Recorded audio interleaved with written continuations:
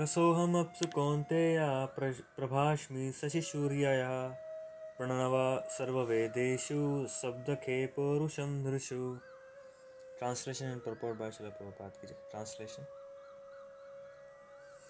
O son of Kunti, Arjuna, I am the taste of water, the light of the sun and the moon, the syllable Om in the Vedic mantras. I am the sound in ether and ability in men. Purport by Srila Prabhupada ki jai. Purport. This verse explains how the Lord is all pervasive by his diverse material and spiritual energies. The Supreme Lord can be preliminarily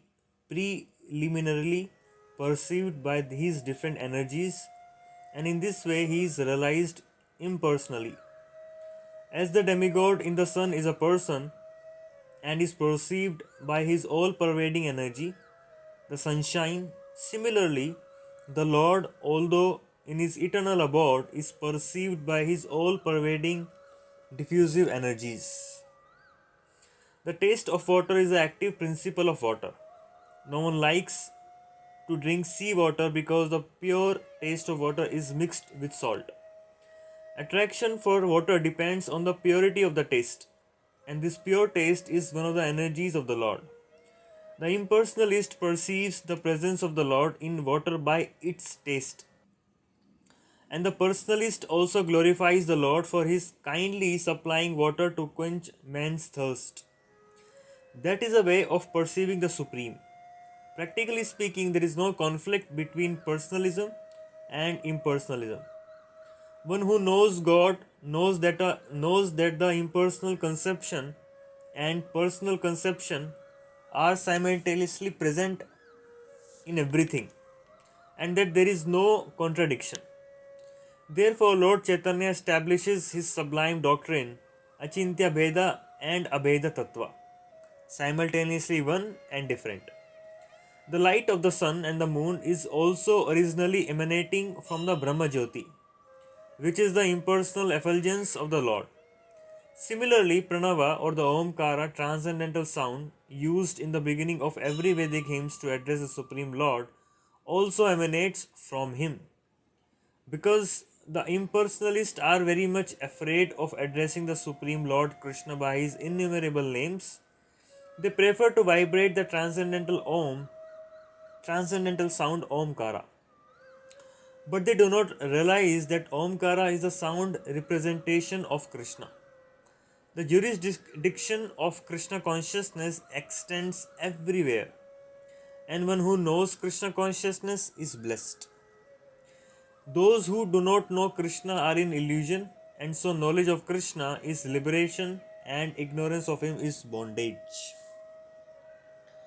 We'll be moving to next verses. They have a relatively short purport and we'll be covering them in the same discussion today.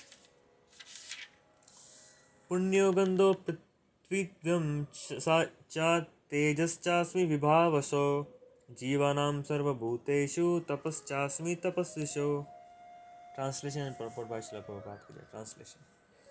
I am the original fragrance of the earth, and I am the heat in fire.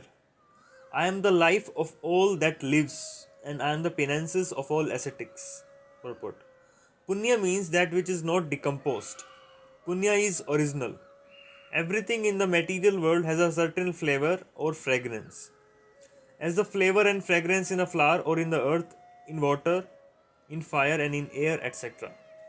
The uncontaminated flavor, the original flavor which permeates everything, is Krishna. Similarly, everything has a particular original taste, and this taste can be changed by mixture of chemicals. So everything original has some smell, some fragrance and some taste. Vibhava means fire. Without fire, we cannot run factories, we cannot cook, etc. And that fire is Krishna. The heat in the fire is Krishna. According to Vedic medicines, indigestion is due to low temperature in the belly. So even for digestion, fire is needed. In Krishna consciousness, we become aware that earth, water, fire, air and every active principles, all chemicals and all material elements are due to Krishna. The duration of man's life is also due to Krishna. Therefore, by the grace of Krishna, man can prolong his life or diminish it. So, Krishna consciousness is active principle in every sphere. Next verse. Bijamam sarvabhutanam viddhi partha sanatanam buddhir matam asmi tejasvinam aham. Translation and purport by Srila Prabhupada. Translation. O son of Pritha, know that I am the original seed of all existence, the intelligence of the intelligent and the prowess of all powerful men. Purport. Bija means seed. Krishna is the seed of everything. In contact with material nature, the seed fructifies into various living entities, movable and inert. Birds, beasts, men, and other living creatures are moving living entities. Trees and plants, however, are inert, they cannot move but only stand. Every entity is contained within the scope of 84 lakh species of life. Some of them are moving and some of them are inert. In all cases, however, the seed of their life is Krishna. As stated in Vedic literatures, Brahman or Supreme Absolute Truth is that from which everything emanates, from which everything is emanating. Krishna is Parabrahman, the Supreme Spirit. Brahman is impersonal and Parabrahman is personal. Impersonal Brahman is situated in the personal aspect, that is stated in Bhagavad Gita. Therefore, originally, Krishna is the source of everything. He is the root.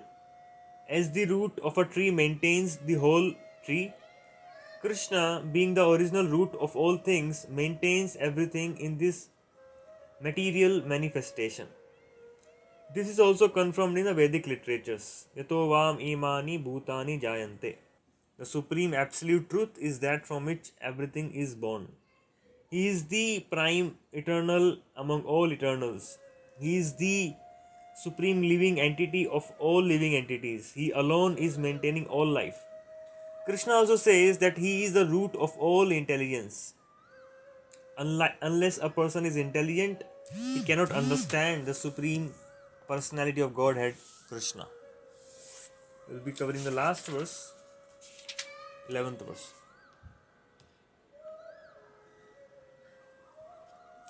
Balam balvat balavatam chaham kamaraga vivarjitah Dharma viruddho bhuteshu kamosmi bharatarshava. Translation and purport by Srila Prabhupada. Translation. I am the strength of the strong, devoid of passion and desire. I am the sex life which is not contrary to religious principles. O Lord of Bharatas, Arjuna. Purport. The strong man's strength should be applied to protect the weak, not for personal aggression. Similarly, sex life, according to religious principles, Dharma, should be for the propagation of children, not otherwise. The responsibility of parent is then to make their offspring Krishna conscious. The sense of Bhaktivedanta purports. So, they are the very interesting verses which Krishna is pointing out here in these 4 verses.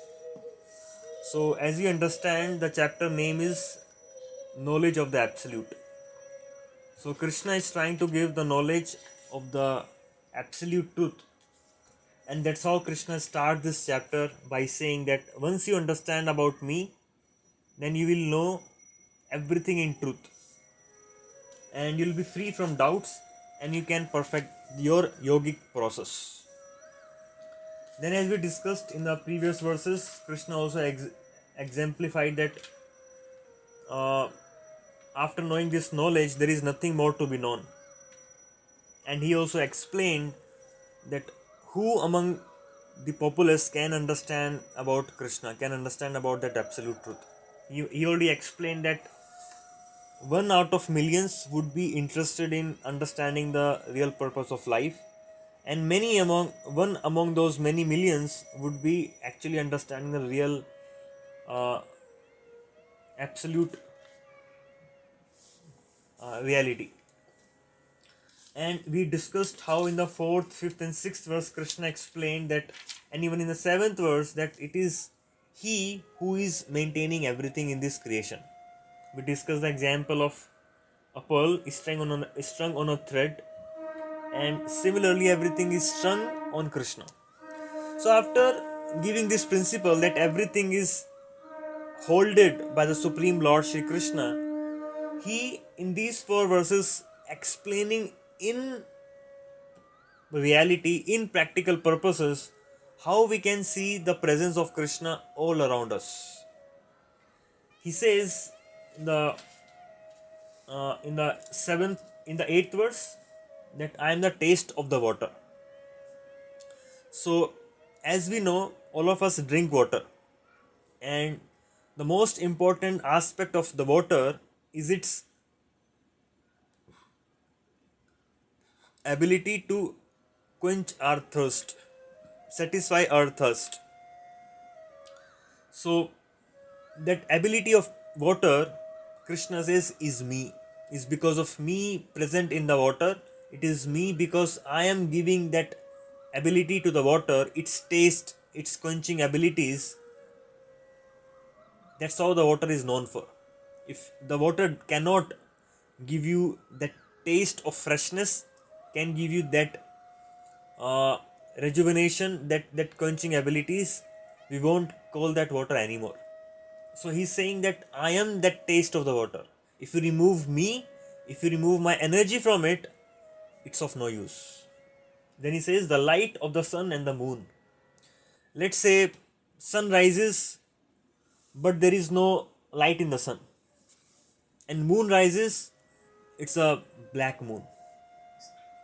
So does it make any sense for us to see sun or the moon without their light? The most important aspects of sun and the moon is their lighting capacity, is the ray which comes out of the sun and the moon, which rejuvenates, which sustains, which maintains this entire universe. So Krishna says, I am that light. So if you remove light from the sun and the moon, practically there is no meaning to their existence anymore. So the active principle which is existing in the sun and the moon is light, and Krishna says, I am that light. Prabhashmi sashi suryayo raso aham apsu konteya prabhashmi sashi suryayo. And then he says, I am the sound in ether. So sound cannot exist without ether. That is a very technical understanding what we had in Sankhya Yoga, that from sound ether comes and then sound rests in the ether. If we don't have that space, we cannot have existence of sound. Or in that way, we can understand, he also says, Porusham Nrishu. Porusham means the ability. Ability in whom? In Nrishu. So if a man does not have the ability to do anything, we say that manliness in a person comes because of the ability to do certain things. So Krishna is saying, I am that ability. They are very interesting verses. If we can meditate on these verses, we can get to learn a lot, and we can practically do meditation every moment in our life. First thing is, he is a taste of the water. If you remove taste, there is no existence to water. If you remove the light from the sun and the moon, again there is no point of existing them. If there is no ability in a man, we don't call that a man. We say he's not a man, he don't have any manly quality. Manly quality means his ability. Then in the next verse he says, Punyo Gandho Prithviyam Cha, that he is the original fragrance of the earth. So interestingly, the fragrance, that smell, is very much intrinsic to earthly component.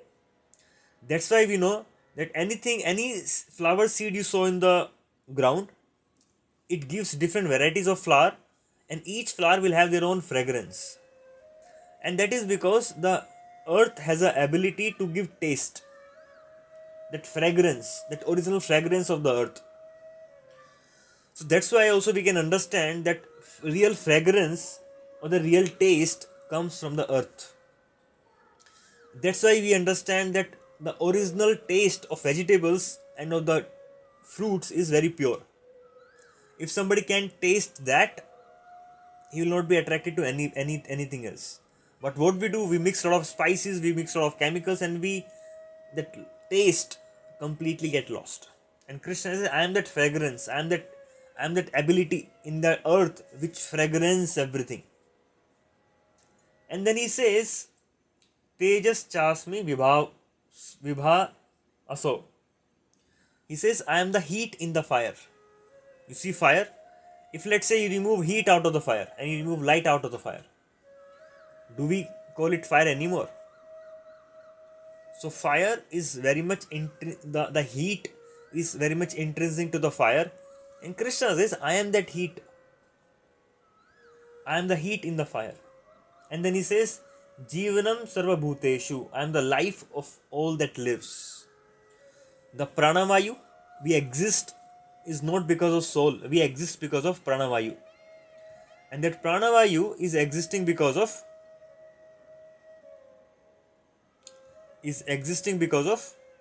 Krishna. That is Paramatma. Paramatma is electrifying this body to be able to sustain itself.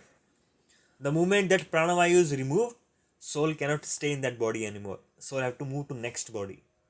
So basically, that whoever is living, that life sustaining power is coming from Paramatma, from Krishna. And he says, I am the penances of all ascetics. Ascetics means the monks and the sages who go to the Himalayas, who perform real austerities.